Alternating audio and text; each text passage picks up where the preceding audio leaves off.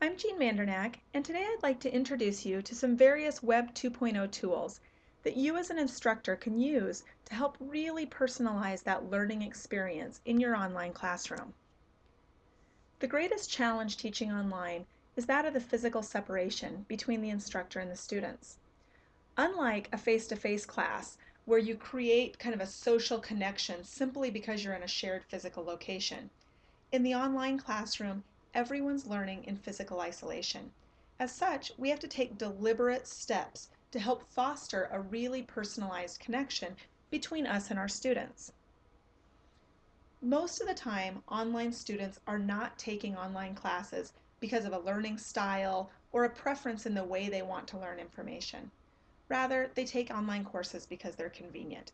They fit into their lifestyle and they fit into their schedule. Despite this fact, they crave that learning community.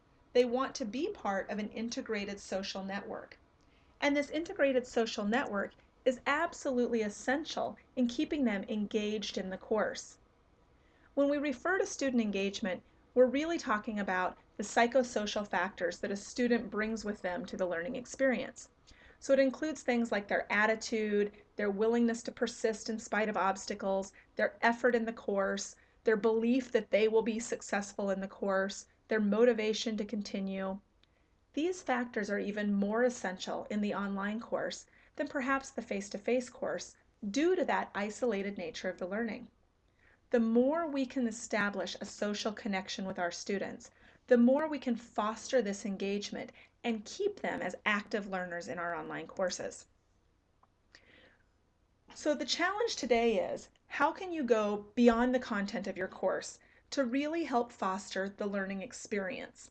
This isn't to say that the content isn't important. Obviously, we need to focus on the content. But once we've established quality content, how can you use technology to really foster that connection between your students and each other, as well as between you and your students? When we talk about Web 2.0 technology, we're really talking about a subset of available software that's designed to facilitate the development of content, helps increase communication, it makes interaction and collaboration easier. The difference between Web 2.0 technology and other technology is that generally it runs right through your computer.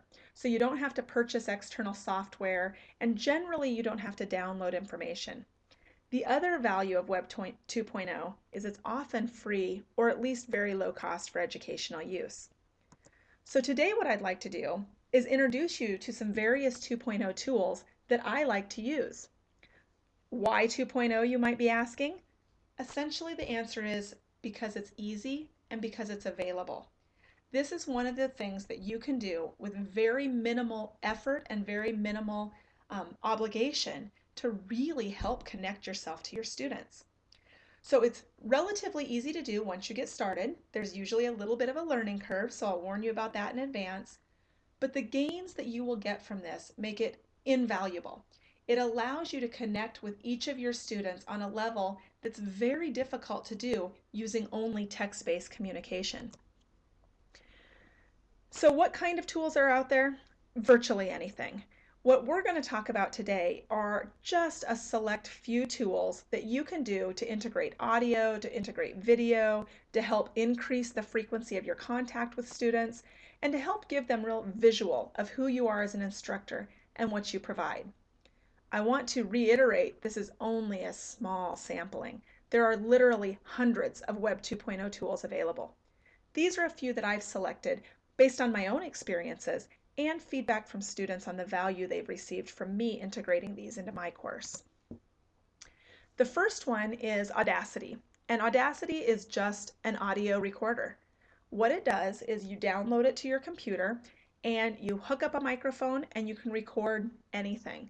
So I use it in my courses to record short audio announcements. So I'll record me introducing the concepts for the week, talking about expectations, highlighting anything of particular importance or relevance that I want them to pay attention to. And then I upload that audio recording as an announcement in my course every week. The real advantage of Audacity, free, and it's very easy to use. The only thing it requires is that you have some sort of a microphone. To use Audacity, keep in mind you will save the file to your computer, and then you'll have to re-upload that file back into the online classroom. Another tool, if you want to use audio, and this also has the options for using video, is VoiceThread. And what VoiceThread does is it extends the possibilities available through threaded discussion. Rather than simply having a text-based threaded discussion, VoiceThread allows you to upload some sort of an object. It might be a PDF file, it might be a chart, a graph, a case study, a PowerPoint slide. But once you've uploaded that content object, users can click on the object and they can record their voice discussing it. So it's not them typing out their feedback, but rather talking about it. And why I love VoiceThread is it allows me to hear how students are understanding material. It's one thing to have a student be able to type out a very well put together paragraph. It's another thing to hear their voice and to be able to gauge their level of confidence in their understanding. As we all know as instructors, once you're able to explain it to someone else, you have a much better understanding of that concept. And VoiceThread is a tool that I can use to be able to hear my students. The other benefit I've found is that students love to listen to their peers. It's that novelty factor. They feel like they're getting more than just a text-based description. So they're also more engaged in the content and in reaching out and connecting to those around them. VoiceThread does not require you to download anything to your computer. They host the VoiceThread right there on their website. There are options for free use, but if you're going to use VoiceThread a lot, there is some cost involved. So there's a level of free use, but keep in mind this is something, if you were going to integrate widely, you would have to invest some in a subscription to VoiceThread. In terms of video, my favorite means of creating video is iJot. And iJot just takes your webcam from your computer. It creates a very short video, up to 1 minute, so again, very short, of whatever you would like to say to your students. So I use iJot as minute lectures, and I tell my students, on the difficult concepts, I'm going to send you mini lectures, and those can either be uploaded into the online course, they can be embedded into your threaded discussions, or they can be put in as announcements. iJot uses your own webcam. You literally click a button that says record. It will record the iJot for you, and that's just the video. And when you're done, it will say, where do you want to email this to? I typically email it to myself, and once I receive that email, it gives me a link, and I just upload that link into my course. The other advantage of iJot is it doesn't take server space on our course management system. So you're not actually uploading a video. You're uploading a link that then takes the student back out so they can watch the video. Of all the various Web 2.0 tools I've integrated, this is the one that I've received the most student feedback on. They really like to see me as an instructor providing instructional content to them. I even went so far as to do an experiment to see, did it matter if it was me as the instructor or could it be any instructor? And what I found was students were most receptive to the videos of me as an instructor. They wanted to feel like they knew the person teaching the course and that they were receiving instruction from their instructor, not just an expert. Another means of integrating video into your course is that of Jing, and Jing will allow you to video yourself, but the real advantage of Jing is that it will capture whatever you're doing on your screen. So if there's something on your computer that you'd like to demonstrate to students or show students, you can use Jing and it will capture your screen and integrate audio or video of you talking along with what's happening on your screen. So you could use this to do a narrated PowerPoint presentation, or if your course requires them to learn how to use software, you could use to do demonstrations. Anything that you can do on your computer, Jing will allow you to demonstrate for your students, along with you talking or the video of you doing that. Twitter is one you've probably heard of before, but may not have necessarily thought about how you would use it in your class or how it would help create a connection between you and your learners. Twitter allows you to create very short messages, up to 140 characters, that when you post that tweet, it automatically pushes it out to anyone who's chose to follow you.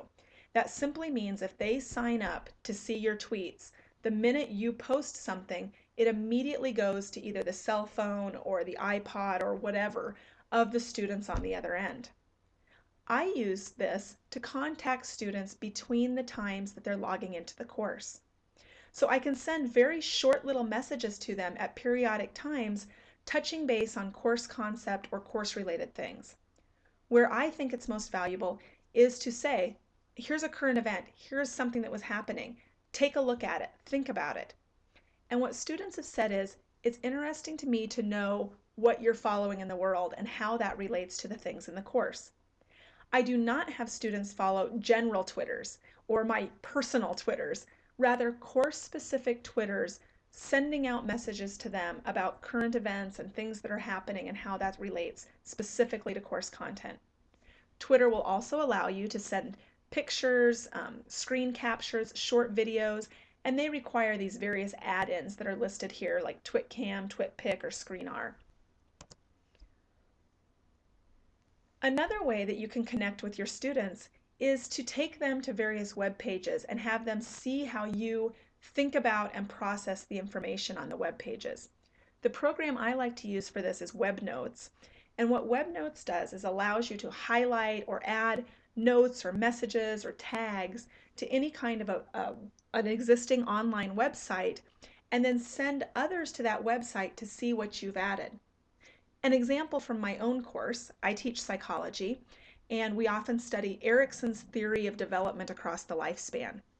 Well, there's a website that I like that does a very good job of explaining that.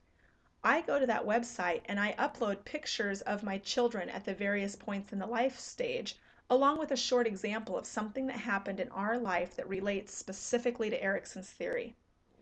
What student feedback has said is it's easier for them to relate to stories from my life and examples that I can provide than it is to relate to general examples. So students really are more responsive to that personal connection that's established when they can see how I am providing them the content. Another one you may be familiar with is Picnic, and Picnic is a photo editor. And so you can upload a picture to Picnic. It does not require a download at all, and you can edit that picture. You can add tags, you can add words. What I like to do is upload various images that relate to course content, and then I use Picnic to tag and point things to tell students what to look for. I will also use Picnic to upload course-related cartoons and tell students, think about how this cartoon relates, or notice this in the background.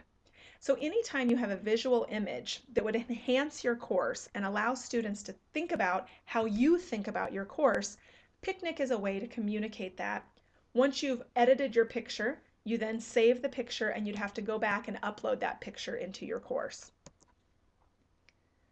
These are, again, just the tip of the iceberg in what's available. I wanted to give you a brief overview of different tools that could help, whether you were interested in audio or video or screenshots, whatever it is that you believe would help you connect to the students in your course.